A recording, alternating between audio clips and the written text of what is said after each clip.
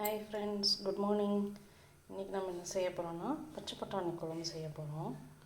இதுக்கு ஃபஸ்ட்டு தேவையான பொருளை பார்த்துடலாமா? பச்சை பட்டாணி நைட்டே ஊற வச்சுருங்க.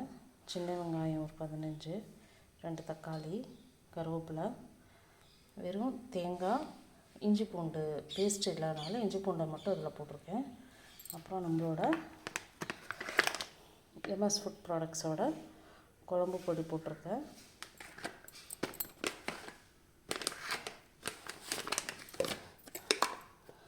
அப்புறம் நம்மளோட எம்எஸ் ப்ராடக்ட்ஸோட கரம் மசாலா தூள் எடுத்து வச்சுருக்கேன். அவ்வளோதான் தேவை நம்மளுக்கு. இப்போ எப்போ செய்யலான்னு பார்க்கலாமா? வாங்க. எண்ணெய் ஊற்றிருக்கேன். கடுகுளுந்து போட்டுக்கலாம். ஒரு 1/2 ஸ்பூன் சோம்பு போட்டுக்கலாம். நல்லா கருவேப்பிலையை போட்டுக்கலாம்.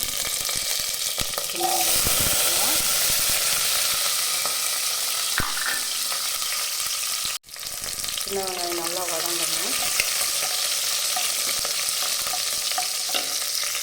சின்ன வெங்காயம் நல்லா வதங்கிடுச்சு. தக்காளியை போட்டுக்கலாம். தக்காளி கொஞ்சம் நல்லா வதங்கட்டும். அதுக்கு தேவையான அளவு உப்பு போட்டுக்கலாம்.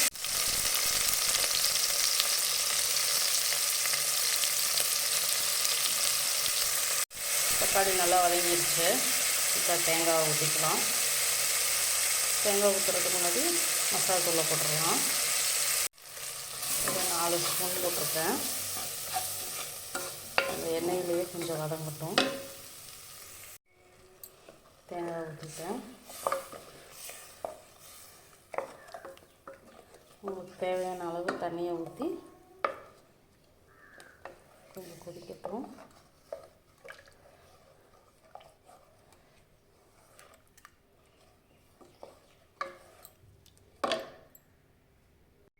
இப்போ பச்சை பட்டாணியை சேர்த்துடலாம்.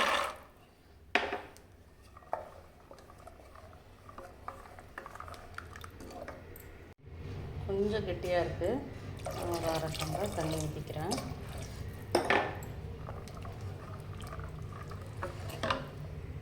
இப்போ இதில் ஒரு 1/4 ஸ்பூன் கரம் மசாலா தூள் போட்டுக்கிறேன்.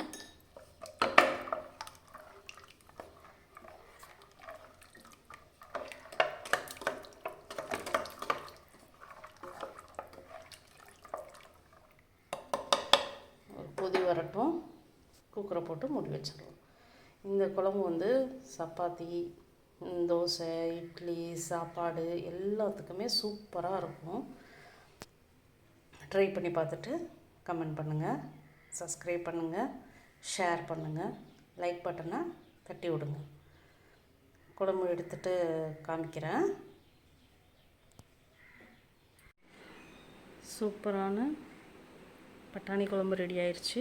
அதுக்கு தோசையும் சூப்பராக ரெடி ஆயிடுச்சு. இந்த பொடி வேணும்னா எம்எஸ் ஃபுட் ப்ராடக்ட்ஸில் காண்டாக்ட் பண்ணுங்கள். ஓகே, பாய்.